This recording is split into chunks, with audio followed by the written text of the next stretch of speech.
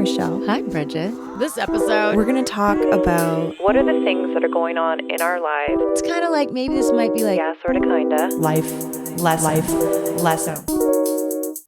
hi. For some reason, I feel really mischievous. Do you? Yeah. I don't know if I should be happy about that or scared. I don't know. It's like, well, okay, first of all, I'm Bridget. Oh, I'm Marshelle. This is Yeah, Sorta, Kinda. So welcome back, guys. Yeah. No, the mischievous is just like, it's just hitting me that, like always, how much I love doing this.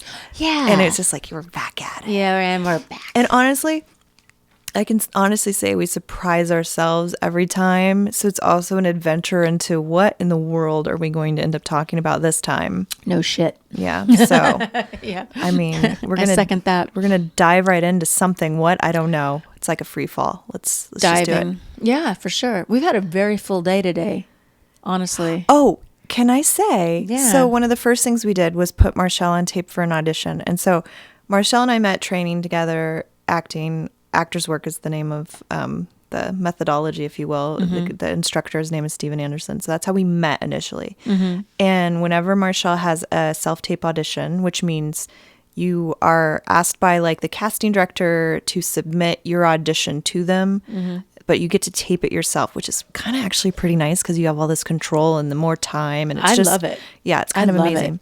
So I've been putting Marshelle on tape for years. As a matter of fact, I have a little side hustle where I coach actors and stuff. So it's something I enjoy doing, but it's actually really time consuming. So I don't do it as much anymore, but I will always drop everything to put Marshelle on tape because we have such a good time. And vice versa. So, But yeah, that's what we did today. I had a kind of, the audition was kind of, it was last minute. It was a little last minute for that many pages. And I had a freak out scene at the end and I wasn't sure. I always get self-conscious about that. About, can I buy into that? Can I go there? well, it's for good. You come at it from a place of, I want to be authentic and I Yeah. want this to be real. Yeah, exactly. So, two things to say about that. Marshell's a tremendous actress. Thank you. So she always finds the truth. She just does. Yes. So I'm never worried about you being able to get there. She's always like, you can do this. Yeah, it's great. It's great. And I've worked with her long enough that I now know, like, when is it, do we need to stop and really, maybe it's like, if she felt better about the lines or maybe we just need to go over the lines so she's like not thinking about them or whatever. We just figure out what it is. And then, but it's always, so what was so cool about this one yeah. was both of the two scenes that we sent were the first takes. Yeah, that's awesome, actually, when that happens. We didn't even do a second take of the second scene. No, we didn't. We're like, that's it. We got it. We never even technically ran the second scene. No, we didn't. We just started doing it because I had all this emotion. I was like, let's just do it. Yeah. You're like, let me record it. Yeah. And what we did do was discuss, we used tools to discuss circumstances and like all of this, but you'd already done so much homework with character building and relationship building. Then it was just a matter of tweaking like backstory elements and playing around with that. But what's interesting about that to me is the voice in my head could have talked me out of that really easily and does that. I think a lot of people deal with that, not just actors. Every person deals with this. Yeah. And so, and then at the end of all this, I ended up getting an email from my manager. She had seen it. And I'm not saying this I'm just saying to prove the point of you can talk yourself out of doing something and maybe you would never know how you could have done. But she wrote incredible in capital letters. She was like, Marshelle, you knocked it out of the park. You know, and that was so awesome because it's like, wow, I could have talked myself. I could have stopped myself. Nobody would have done that but me from doing that. Stop me would, the only person that could stop me from doing that is me, is what I'm trying to say. You're talking about self-sabotage. Yeah, self-sabotage and fear. You could have sabotaged it or just Completely. not allowed yourself to, because to just elaborate a little bit, like in this second scene, she really had to freak out and she was in trapped. hysterics Yeah. and emotional and crying, and all of it was real, and it gave me chills. Aw. I can't help it. It just happens. It's just a response. I didn't know that. Oh, Yeah. that's cool. That's cool. Thank you. But to allow oneself to go into those scary places, you have to. Well, I feel too, it means you trust me. I do. Yeah. That you'll go there. Like, you're great to work off of because you're a great actress yourself. Thank you. And so it's like really getting to play. And it was like so fun. So we did that, and we edited the other episode of Sorta Kinda, and now we're shooting this one. And it's like, wow, what a great Productive day. Day. Like, we're lucky that we got, like, what a beautiful day for us. day full of creativity. Yeah. Love those. But the self-sabotage thing, though, is such a strong voice. And that can stop you from doing anything, from dating somebody, from saying yes to a job, from I could have said, no, I'm not going to do it. I'm not going to do it. And then you can freak yourself out and where you just can't do anything. I mean, that is such everything that you want is on the other side of fear, I think, is such an important aspect. I mean, I think it's valid. Absolutely. I mean, you don't have to be an actor to be able to relate to that. Which is why you gave all those examples. Yeah. But I think that fear keeps us from doing and trying a lot of things that we might otherwise excel at. And I think a good way to move through the world is challenge those fearful moments. Because I think a lot of people think that means a dead stop. Like, they don't even question it. They're like, I'm afraid. That means don't go there. They don't even consider it. Well, you're going outside of your comfort zone. Yeah. There's that too. You're going somewhere you've never been before, really. Yeah. Yeah, it's like time to so step what is beyond. That? So what is that? It's fear of failure. It's fear of the unknown. Yeah, What I mean, else? I think that there's fear of being rejected. Definitely fear. With love, let's say, like a relationship. Like, let's say there's Or a friend group. or a friend group, Or at an audition. yeah, That they'll reject you. Be Yeah. like, nope, she's, Yeah. she don't got it. yeah. It's always a fear for actors. There's a lot of no's with acting. Yeah. You definitely have to have a thick skin. That's for sure. I think for me, I'll get fear for really normal, everyday, silly things. Like what? It might be, I don't know if fear is the right word. Maybe this is more in the category of discomfort, but like, say it's time to take my car in for an oil change. I hate doing that chore, but when I actually do it, it's not that big of a deal. But there's something about it that I build it up in my mind as this like I do that. thing that I just do that. feels insurmountable. It feels insurmountable to you. Yeah. And I mean, that's just a Well, random example. But Can you break that down? Why does it feel insurmountable? The idea of going there, of getting yourself up, and I don't know that I can really break it down, because whenever I just end up doing it, it just falls away like it's no big deal. So I haven't really figured out any one reason why it's, maybe it stems from back when I hated doing anything by myself. Yeah. And I also think being like a single woman, to go to a place that's predominantly like cars are kind of like, a male dominated, or a mechanic is usually a male, and you're in a male field and you are asking for help. And I guess there's a part of me that's like, well, are they going to try to take advantage of me or charge me extra money or think that I'm dumb?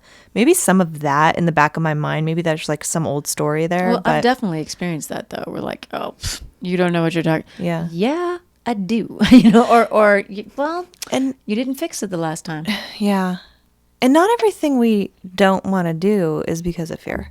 Sometimes No, absolutely not. Laziness on my part. Sometimes it's laziness. Sometimes it's like right now I don't want to date, and it's not because I'm afraid of putting myself out there. It's just like, it just isn't interesting to me. It's a lot of energy. It's exhausting. Yeah, exactly. And I don't want to put more energy into trying to meet new people when I could put energy into like creative projects that are really fulfilling me right now. Yeah. It's just relationship. I know relationships, I've been in them. They can be so amazing and so great and so fulfilling, but I'm getting a lot of that already in life. Yeah. And so I'm just not going out of my way to date. I think that's great though. I mean, it feels good. Yeah. And so that's not because of fear, but I know there's a lot of people who don't date because they're afraid of putting themselves out there. So I'm just trying to clarify, like, it's not always out of fear that we don't want to do things. I think, but what's important about that too is that you're trusting that you're not, getting on yourself in a way. It's like, oh, I should be doing this. And well, for whatever reason, I don't seem to be that affected by like the societal norms or these like pressures of, oh, well, you have to do this by this age and this by this age, blah, blah, blah. That just doesn't seem to really affect me much, if at all. And so I feel a sense of freedom. Yeah, about that's that kind of stuff. never really, I think what has I put more pressure on myself. Like, let's say, we talked about this once before. I'd hope that at a certain level, at a certain age, I would have certain things done or accomplished or more accomplished. And that's something I put on myself, not really society. Although maybe there's a tinge of society, because when you start comparing yourself at ages to other people and how far along, so maybe there's a little bit of society. But in general, I would say I'm not really affected by what the masses say, how you should be or what should be happening in your life. I am that lone wolf thing you said. I definitely do have a strong, I would say you do too, though, to be honest. More than ever. I don't know. It's so interesting if you think of yourself and your personality as something that continually unfolds as you get older, because 10 years ago, I would not have ever thought of myself as a lone wolf. I spent a tremendous amount of time by myself, but I hated it. So it would have never occurred to me that I was a lone wolf because I was always seeking companionship. Now I spend even more time alone and I love it, and I'm not seeking companionship. So it really, it's like a phrase, it's like a term that I'm like, yeah, that resonates. I spent a lot of time alone and I liked it. So it was kind of the opposite of that, but I kind of reveled in it, and I still really do enjoy it, to be honest. And you're the oldest child, right? And I'm the youngest. And I wonder if that ever comes into play, because I always felt kind of rejected by my siblings, and not like my brother was rejecting me. It was just he was 5.5 years older, so we had other things to do. Whereas my sister was like, leave, get away from me. I don't want to spend time with you. Like full on rejection. Like I was clearly the annoying little sister. That's funny. But then like having strict parents was like, well, we don't really want you to go hang out with friends for very long, if at all. Really? Yeah, I feel like I had to come home after school and hang out by myself for a long time most days, and like watch TV, play video games. My mom she didn't like me to go play at my friend's house for a long time. Like it took a long time. My dad was like, you need to let her go a little bit. You need to let her go. And I remember the first time, I think I was in kindergarten, first grade. Well, maybe I wasn't that young, but it was like first or second grade or something. And it was just like for a little afternoon thing. Yeah. I remember I left. I was at the house, and I don't know, maybe I was only there for like an hour, and I think I saw one of the little girls that I was hanging out with. I can't remember what her name was, but her older sister was shaving her legs. This is a weird random memory that just popped up, and I was scared of that. She had shorts on. It's not like she was in the bathtub, and she's like, "Look, girls," and she was going to show us, "This is what you'll be doing someday." Yeah. And she scared me for some reason, and I started crying, and I wanted to go home. My mom and dad. Oh my gosh. So that backfired on me, finally getting to go to somebody's house, and then I start crying and like, nope, not ready for that. Traumatized by hairy legs. Exactly. I don't know why that freaked me out so bad. Since we're on the topic, I could not tell you the last time I shaved my legs. Do you ever miss a leg? Do you ever think you did both and you've only done one? I don't know if I've ever done that, but like I just barely have any leg hair, so I can get away with it. Yeah, I don't have a lot either. Yeah. Random fact. Plus, it's people always joke like in Seattle in the winter, people they always wear pants, so you never shave your legs. There's some truth to that. But we're in LA. Yeah. And I just wear pants a lot. I do wear pants a lot. That's how I get around it. Wait, did I shave them? Oh, okay. I shaved them relatively recently. That's right.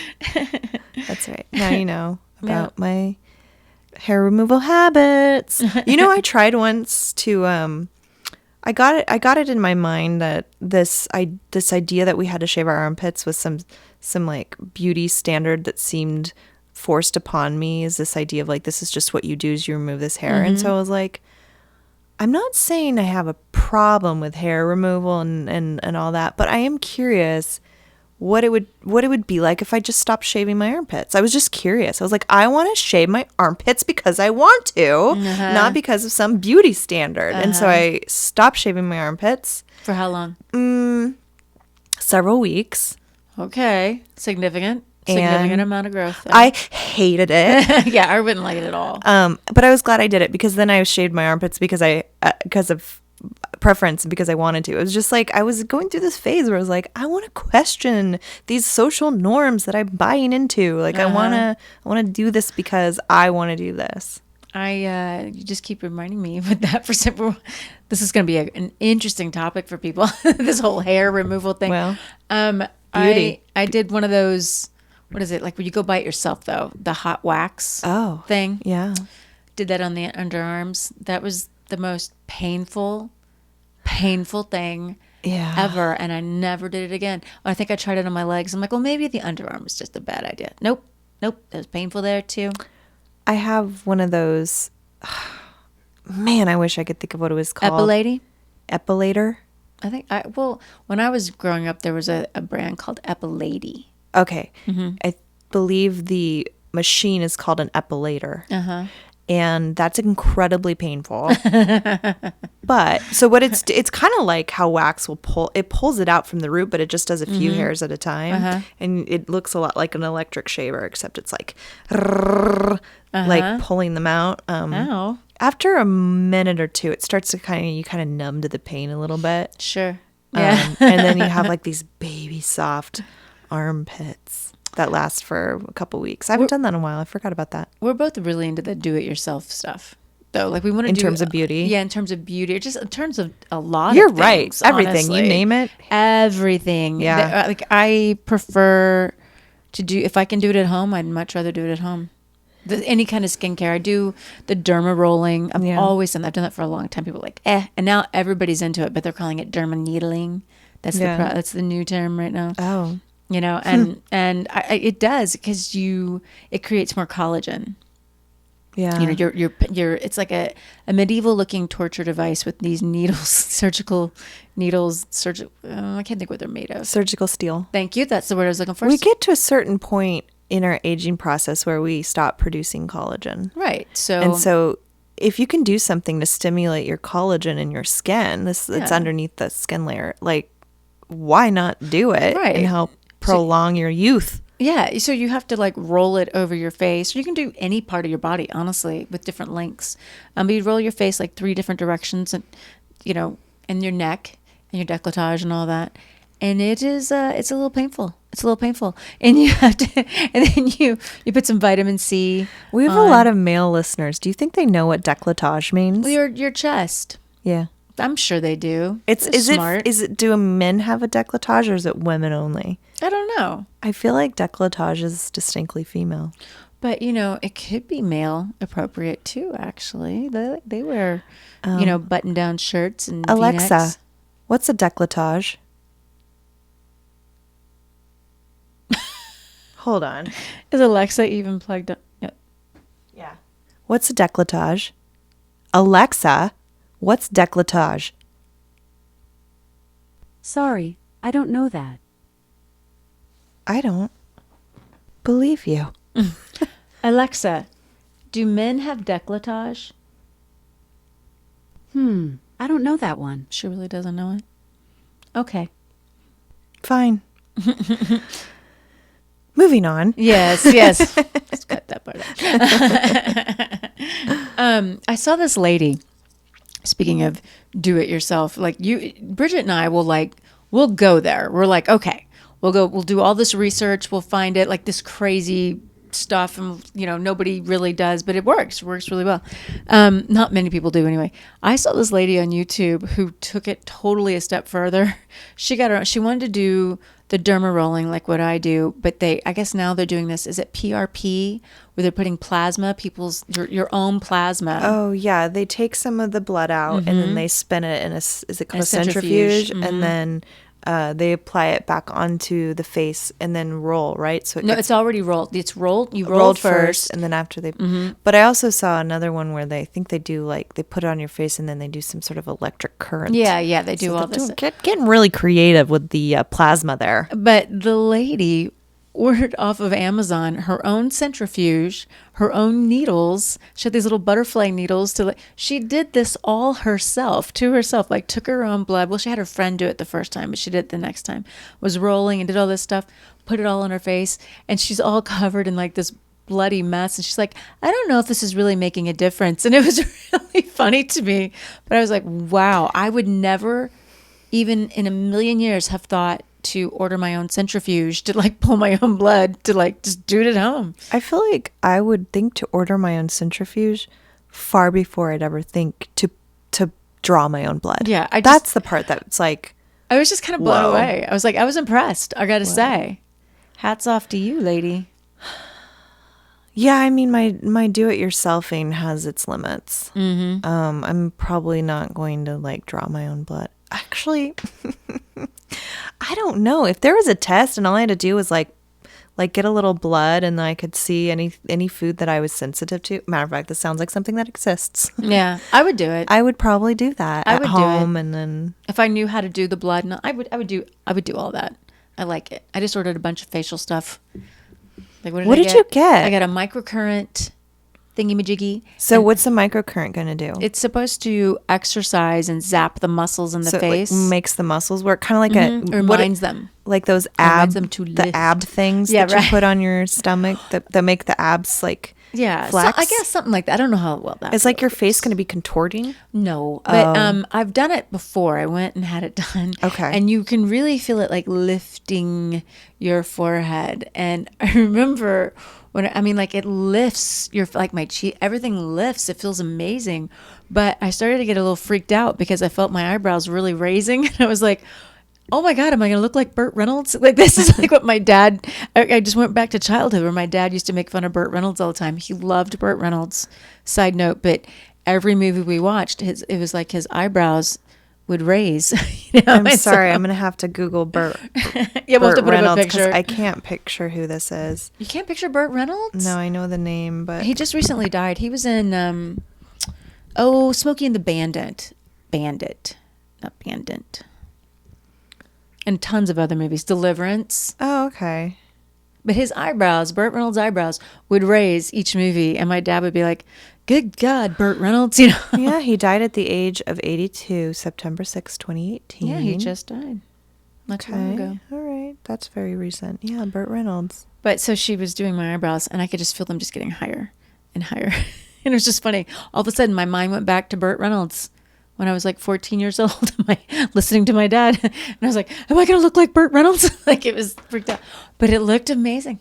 Now, do you remember how much it cost? Around 100 or under 100, 80, maybe 60. I don't know, because I did some other stuff too. Do you feel like it lasted? It lasted for a little bit, but the thing with that is you have to do it, consistently. So and if you know it works. Yeah. And you can buy a tool that lets you do it. Mm-hmm. And this is a really higher grade, so I'm pretty happy about this. Okay. And then I'm definitely going to want to borrow this. Yeah, exactly. So you can try it. We should try it. And then I'll see if I can want to invest in one of my own. And then I got a Time Master Pro. A Time Master Pro. Oh, yes. And it's Time Master. Okay, so it's definitely with a name. What is this name trying to say to me? It's trying to say, I am the master of time. I am the fountain of youth. And I am professional grade. It is. It's is it ultrasound? It's ultrasound with a LED light and different pulsating and stuff. And that is supposed to be very plumping. So ultrasound, is that actual sound? Is that what it's called? Frequency waves. It's electrical. It's like if you were pregnant and you get the whatever that's called, ultrasound. Yeah, but I guess it doesn't matter. I don't need to get the science behind it entirely. But so it uses ultrasound and what else? It also has an LED light. LED light.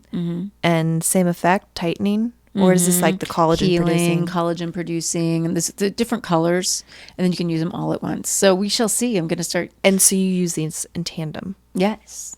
Yes. Oh my God, this is so exciting. When did these things come? I know. They just shipped out today. Okay, so I'm very excited. So they're on their way from where?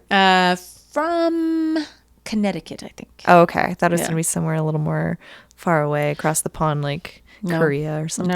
No. I do get some skincare from Czechoslovakia, of all places. Hey. So, which is now called the Czech Republic. oh, that's right. Well, it says Czechoslovakia, though. Really? On the envelope. It does not say Czech Republic. And I actually remember noticing that. Huh. Mm-hmm. I've done my DNA testing, and if anyone else has done the DNA testing, have you noticed that it keeps changing? Like it continually updates the DNA for me. So, I mean, I'm almost entirely European, but like there's other elements that keep changing. I'm mostly like British, Irish, German, Czech, and some other things. There's some Spain, and I don't know. It's a lot. I haven't Balkan. done Balkan, really? Yeah. I haven't done it yet. My mom did hers, and I know just from the family tree, we're very English, Welsh, French, Irish, a little Native American, and German. I did mine on 23andMe, and I was super resistant to doing it. My mom was like, do it. I want to gift it to you. Why were you resistant? I was just worried about, down the man road, having your who's going to information? get my information? How much control do I have? So I'm 100% Bridget O'Neill, and I'm 99.2% European. 79.7 of that is Northwestern European. So that's everything I've just kind of mentioned, although I forgot the Scandinavian part. And then the little, Spanish, Portuguese, I've got a little of that. we have a little Scandinavian. I thought there's my Czech Republic from, I don't know how to say this region, so I'm not going to butcher it.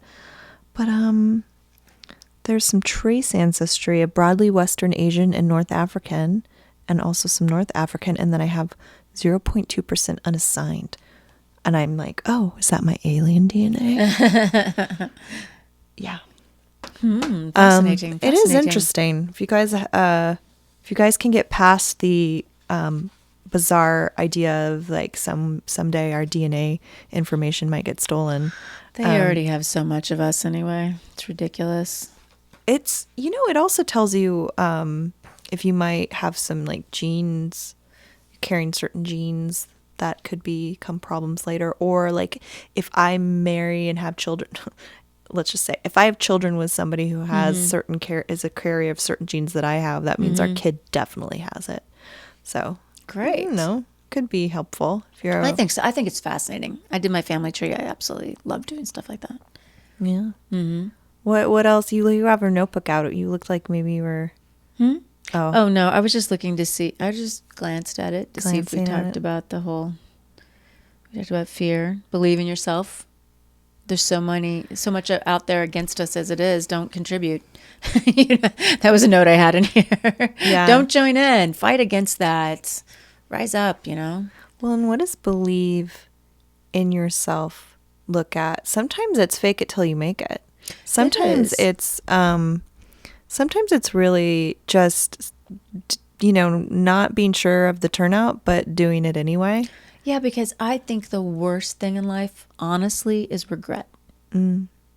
Because you can't change it once that's happened. I mean, you can't go back and have a conversation with someone who's died. Can you think of anything that you regret at this point? Is there anything that I just kind of gave one right there, actually.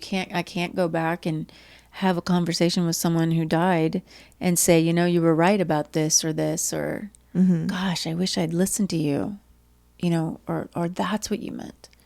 That's something I regret. I normally don't regret much because I'm like, well, I did what I did. That's it. I think it's the only thing I can really think of right now. It would be it's in a very similar vein for me. I also don't think of myself as someone who lives with regrets. I try to really appreciate where I am now and take that everything that's led up to this moment is part of my story that got me to be this person that I am today, which I'm pretty pleased with. But I also assume I'm going to continue to keep like growing and kicking ass. But I had a moment where I could have seen a friend that reached out to me, and it didn't work out, and then they died. So very similar. And to make matters worse, there was a part of me that felt like had I seen them, that maybe they wouldn't have died the way that they did at that time. I have a similar thing. But at the same time, they choose their life. They choose their lifestyle. And it's not my job to save anybody or pull them out of, whatever dark days they're in. That being said, I mean, but we can be there for them, of course. Yeah. But you can't save someone unless they want to be saved. Right. I mean, that's just the truth of the matter. You can't stop someone from being a drug addict, and you can help them, but they'll get to where they resent you. But unless they decide they want to stop, no one can really, they can go to rehab and do all the stuff and go through all the motions, but then they're going to fall back into it until they finally decide, okay, I'm done. I'm done. Then I think they can make some progress with it. I feel like you're kind of speaking to maybe your situation a little bit. No, I'm just talking about because I know what you're talking about a little bit, and a little bit of mine, but to say that, like you were saying, like maybe he wouldn't have gone the way that he did, or things wouldn't have happened quite the way they did. I think it seems to me that it was very likely it still would have happened, but I just think maybe it wouldn't have happened as soon as it did. Yeah. But where the regret element comes in, I almost feel like as part of the grieving process, you may have to allow yourself to feel that regret. I think you have to. Because I realized I needed to feel it, and that was the right choice for me to explore that as a real possibility that this could have been different, and maybe I could have, but no, that's true. That's 100% true. Right. But then to stay in that's the trap. Yeah. You don't want to live in the regret. But I can see it's fair to explore that. And I think that, had I not, it would have snuck up on me at some other time. Oh yeah. You have to. That's really wise that you did. You can't deny that if you had talked to someone that, maybe things, but yeah, I don't know. I don't really know where I want to go with that, because I'm getting kind of caught up now. I'm thinking about all of that. There's so many what ifs in life, that is so regret really is the worst thing. And what got me onto that is like, you don't want to have those as little as you can, so jump into whatever it is. Like if you're in love with someone, tell them. If you want to know something, ask. If you want to spend time with the people who matter, take the risk and try the job, jump out of that comfort zone, instead of at the end of your life being like, wow, maybe I should have done this. Maybe I should have done that. At least you tried. I used to work for a really big company, and I'm not going to say which one, because there's always, I swear, contracts are involved. But at some point I was offered a different job than what I was doing, that probably could have led to, good pay and a good position, and who knows. It just didn't feel right. I didn't feel like I was supposed to stay in Seattle. It really felt like coming to California was like, I just couldn't see it any other way. And I sometimes forget that offer was even out on the table, because it just so wasn't my path that it's like Yeah. I'd kind of put it out of my mind. And it's funny that I'm speaking of that because we were just talking about regret.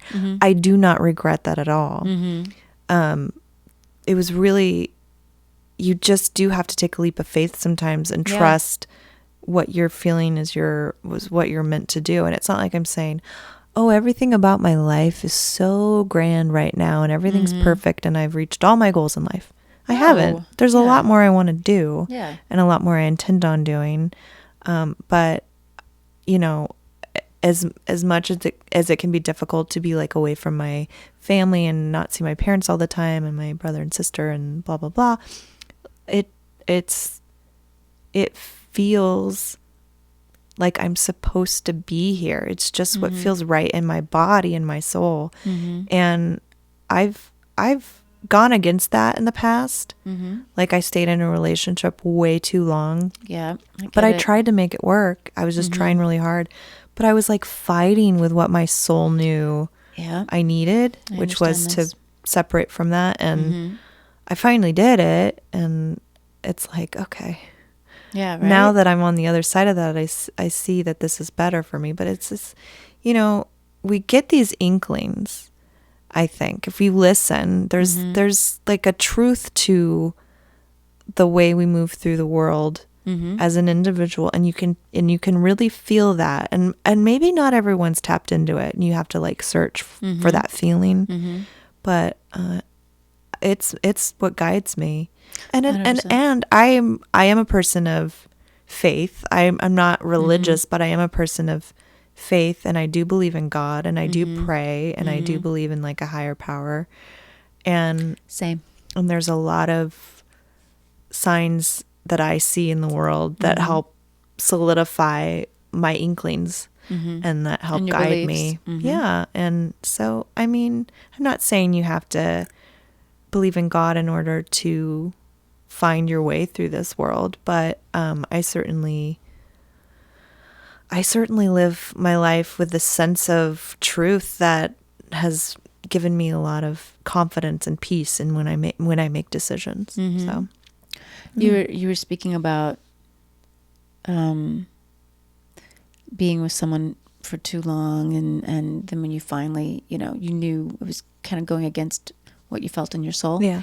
Then I wanted to say that doesn't it feel like a completely different person in some ways when you look back at yourself, or don't you feel like there's a completely different life? Yeah, it feels like a lifetime ago. Yeah, that's how I feel. I feel like I've got like several. Yeah. You know what I mean? It was I forget sometimes. I'm like, wow. It was like a season, but a long season of my life. But yeah, I feel really different. I mean, I know that experience shaped a lot of aspects of me. Of course. And like I was saying earlier, it's like I'm not going to regret anything I went through because I like who I am. But I can recognize that I had choices along the way, and I could have made different choices. Same here. Very, very, very same. I think that's I think very same. The very same. I think what's really important about that is to be honest with yourself. I mean, I'm speaking to everybody about that. Like, 'cause I was Be really honest with yourself, Bridget. but I was really good at being able to lie to myself. I would be as honest as can be with other people, but with myself, I'd be like, no, this is fine. This is fine. This is fine. My eye's not twitching. This isn't annoying. You know, I mean, like, this isn't, you know, or whatever. Whatever my physical reaction to something I should have gotten out of was, you know, I was ignoring, or that I was incredibly unhappy. You know, I felt like that was my lot. Okay. But yeah. No. Well, relationships, even good ones, aren't always easy. So I can understand there's a part of us that's like, okay, buck it up. Like, it's true. We've got to work through this. Yeah. Because I think nowadays everything's so expendable. Oh, you know, they just throw it away. It's like disposable garbage or some disposable underwear. I don't know. You know, like, with like dating. In this digital age, a lot of times you're not meeting people in real life. It is interacting online, and it is strange. It's a bizarre. People are super clever on the keyboard. You know, there's that the like putting their best foot forward type thing. Like maybe they're really witty online, and then you meet them in person, and you're like snooze. You have nothing to talk about, or you just don't have a connection. Like maybe there's no chemistry. I recently went out met up with someone that I met in real life that I was like, I don't feel like I feel like this could be a friend. Yeah. And that was, I like really wanted to just sit down with like a male person that I got along with and have a conversation and like not let dating even be in the realm of the mindset, but just like, what would it be like to just be a single female and a single male and go out and like have a conversation and get to know each other. Yeah.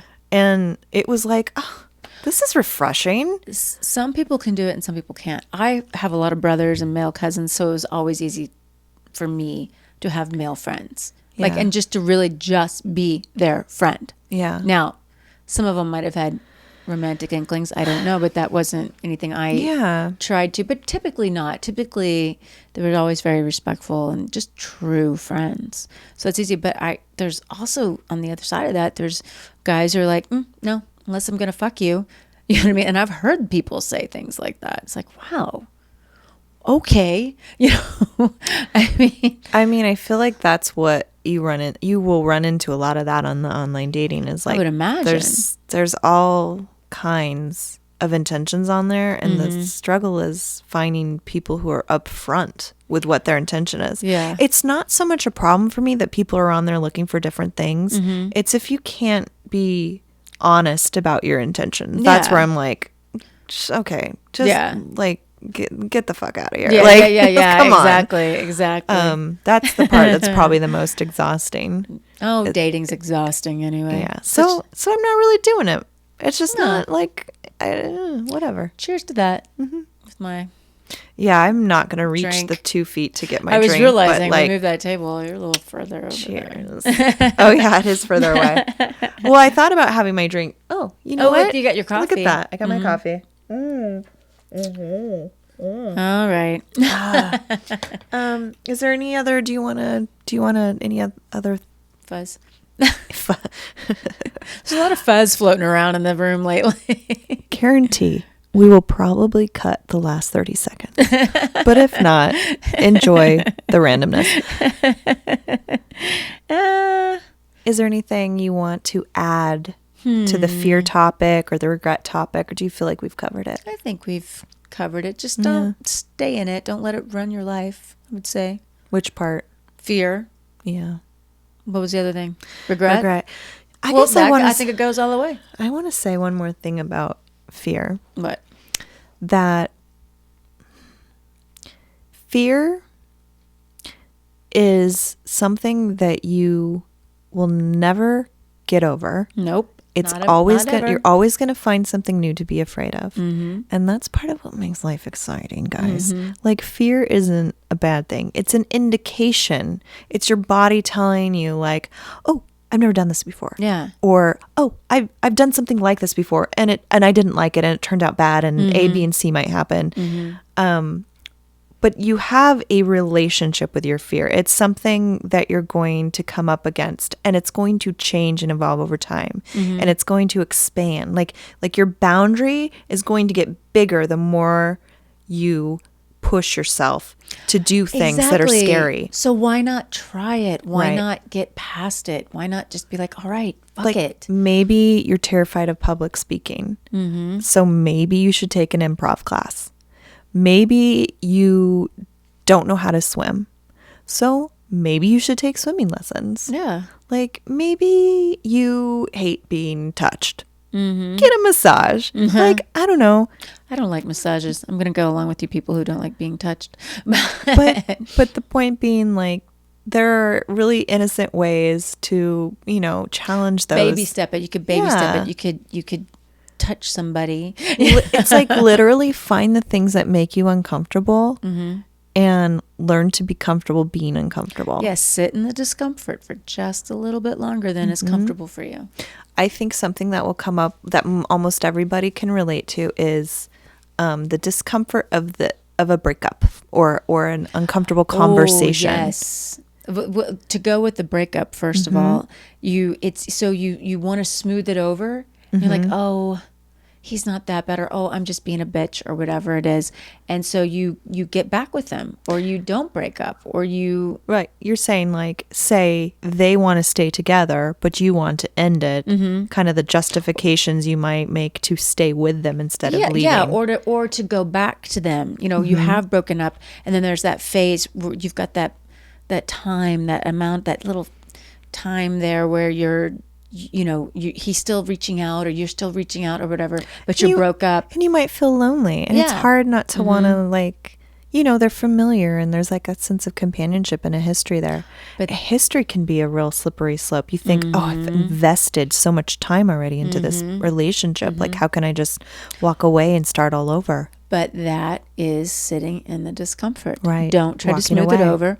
Walk away. And, go divert your attention, watch a movie, go for a walk, do something different. Yeah. Journal, go write it out. Like I'd said in that one episode, write out all the things in this relationship, or write down what you want.